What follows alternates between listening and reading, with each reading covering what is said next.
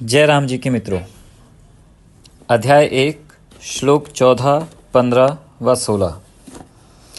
तथा श्वेतै हयैयुक्ते महति स्यन्दने स्थितौ माधवा पाण्डवा च एव दिव्यौ शङ्खौ प्रदध्मतु पाञ्जन्यं ऋषिकेशा देवदत्तं धनञ्जया पौण्ड्रं दध्मौ महाशङ्खं भीमकर्मा वृकोदरा।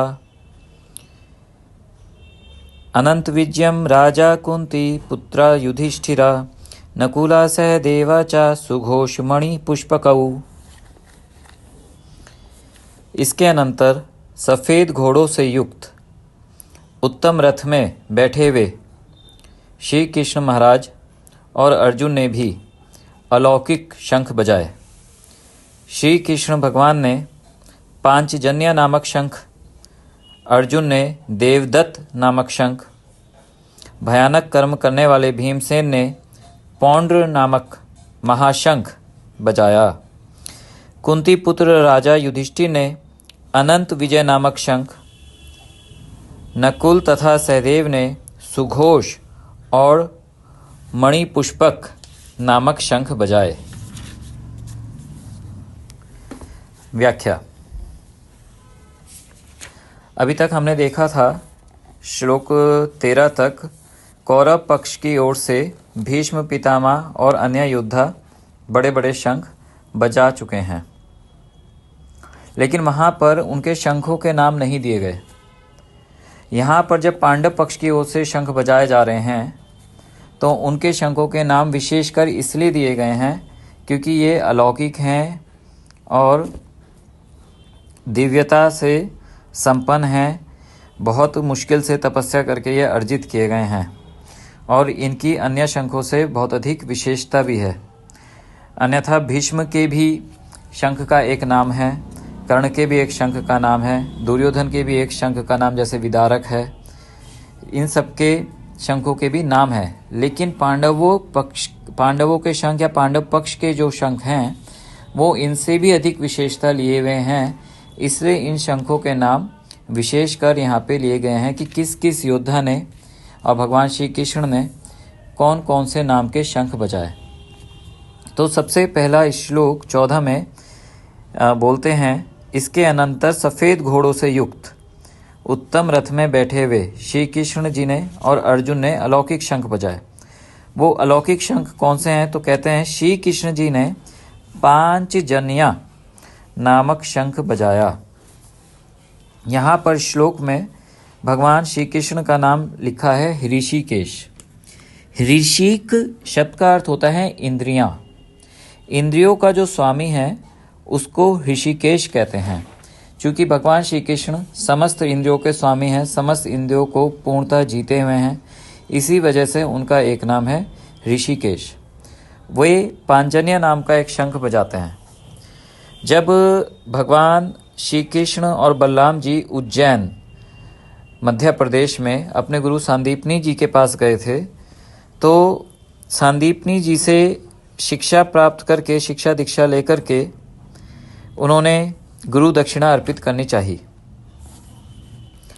तब महर्षि संदीपनी उनसे ये कहते हैं कि आप मेरे मृत पुत्र को जीवित करके यहाँ ले आइए। तब भगवान श्री कृष्ण उनके पुत्र को ढूंढने के लिए समुद्र के अंदर प्रविष्ट हो जाते हैं और समुद्र में एक राक्षस है, उसका नाम है पंचजन। वह शंख रूपी दैत्य है और शंख का खोल धारण किए हुए है। उस दैत्य को भगवान श्री कृष्ण मारते हैं और वो जो शंख का खोल है वो ले लेते हैं। वह शंख है पांचजन्य, तो वह वो बजाते हैं। बाद में कथा ऐसे आती है कि वो भगवान श्री कृष्ण अपने गुरु के पुत्र को प्राप्त कर लेते हैं और अपने गुरु को लौटाते हैं जीवित करके। तो इस तरह वो अपनी गुरु दक्षिणा अर्पित करते हैं। पांचजन्य होने का नाम होने का कारण यह भी है कि इस शंख में 5 उंगलियों जैसी नोक निकली हुई हैं। इसका शब्द बहुत ज़्यादा तेज होता है और ये दिव्य है। तो भगवान श्री कृष्ण के शंख का नाम है पांचजन्य। यहाँ पर धनंजय शब्द बोला गया है अर्जुन के लिए श्लोक में, श्लोक नंबर 15 में हम देख रहे हैं।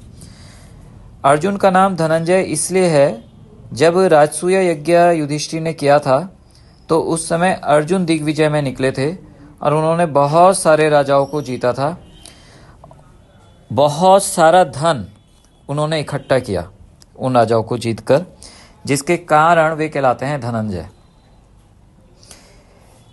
देवदत्त नाम का शंख इनको भगवान इंद्र देते हैं, देवता देते हैं, देवता दत्त करते हैं, इसलिए इस शंख का नाम है देवदत्त शंख।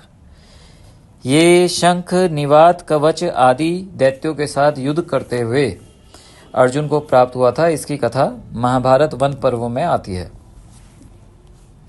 इन दोनों ही शंखों के जो शब्द हैं वो बहुत ज़्यादा भयंकर होते हैं, बहुत तेज इनकी गूंज होती है। आगे अगली पंक्ति में भगवान व्यास लिखते हैं, पौंड्रम दधमऊ महाशंखम भीम कर्मा व्रकोदरा। पौंड नाम का जो शंख भीम बजाते हैं उसको शंख ना लिख करके महाशंख श्लोक में लिखा गया है। इसका कारण है कि ये जो शंख है इसका साइज बहुत ज़्यादा बड़ा है, इसका आकार बहुत बड़ा है और ये बहुत अधिक भारी है, हर कोई इसे उठा भी नहीं सकता, इसलिए इसे विशेषकर महाशंख बोला गया है। भीम को भीम कर्मा व्रकोदरा बोला गया है। व्रकोदर भीम को इसलिए बोला है, और भीम कर्मा का मतलब है भयंकर कर्म करने वाले, बड़े बड़े कर्म करने वाले, बड़े बड़े राक्षसों को मार डालने वाले, बहुत भारी भारी वस्तुओं को उठा लेने वाले, चट्टानों को तोड़ देने वाले, ऐसे कर्म करने के कारण भीम का नाम है भीम कर्मा। और व्रकोदरा, वृक कहते हैं भेड़िए के लिए शब्द आता है, और वृकोदरा भेड़िए जैसा पेट। भेड़िए के पेट में पचाने की शक्ति बहुत अधिक होती है, तो भीम के अंदर भी पचाने की शक्ति बहुत अधिक है, इसलिए इनका एक नाम है वृकोदरा। आगे के श्लोक में 16 में यह आता है कि महाराजा युधिष्ठिर अनंत विजय नाम का एक शंख बजाते हैं। तो अनंत विजय नाम का ये जो शंख है, इसका नाम इसलिए अनंत विजय है क्योंकि इसे बजाकर युधिष्ठिर ने, जब इसकी ध्वनि बहुत सारे राजाओं के कानों में पहुंची तो उन्होंने अपने आप ही सरेंडर कर दिया, समर्पण कर दिया, और राजा युधिष्ठिर का राज अपने ऊपर स्वीकार कर लिया। तो ये विजय प्राप्त कराने वाला शंख है, इसलिए इसका नाम है अनंत विजय। नकुल और सहदेव जो शंख बजाते हैं उनके नाम भी सुघोष और मणिपुष्पक बताए गए हैं। ये भी विशेष प्रकार के शंख हैं। तो मणिपुष्पक और सुघोष, सुघोष का मतलब होता है सुंदर घोष करने वाला, और मणिपुष्पक यानी मणिपुष्प के समान वो शंख है। तो ये सब अलौकिक शंख हैं जो पांडवों द्वारा बजाए गए हैं।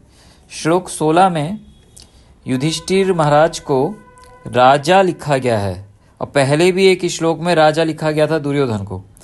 तो युधिष्ठिर को राजा इसलिए लिखा जा रहा है क्योंकि राजोचित गुणों से वो संपन्न हैं और वो समस्त प्रजा के हृदय में भी राज करते हैं, और भविष्य में भी संजय वेदव्यास जी के शिष्य, उनके मन में किसी प्रकार का कोई संदेह नहीं है कि यही राजा होने वाले हैं, इसलिए भी वो राजा शब्द बोलते हैं। कुंती पुत्र बोलने का मुख्य कारण यहाँ पे ये है, अन्य दो नकुल और सहदेव कुंती के पुत्र नहीं हैं, वो माद्री रानी के पुत्र हैं जो पांडु राजा की दूसरी पत्नी थी, और कुंती प्रथम पत्नी थी, उनके पुत्र हैं युधिष्ठिर। तो एक ही श्लोक में ये तीनों का नाम है, तो युधिष्ठिर को कुंती पुत्र कह करके नकुल और सहदेव से भिन्न माता का पुत्र करके कहा गया है। तो इस प्रकार से ये तीनों श्लोक होते हैं। तीनों ही बड़े सुंदर श्लोक हैं, और तीनों श्लोकों में जो जो शंख आए हैं उन सब की अपनी अपनी कथाएं हैं जो हमारे को पुराणों और महाभारत को पढ़ने से जो है समझ में आती हैं। आगे हम देखेंगे, आगे भी शंख बजेंगे। तो हरि ओम मित्रों।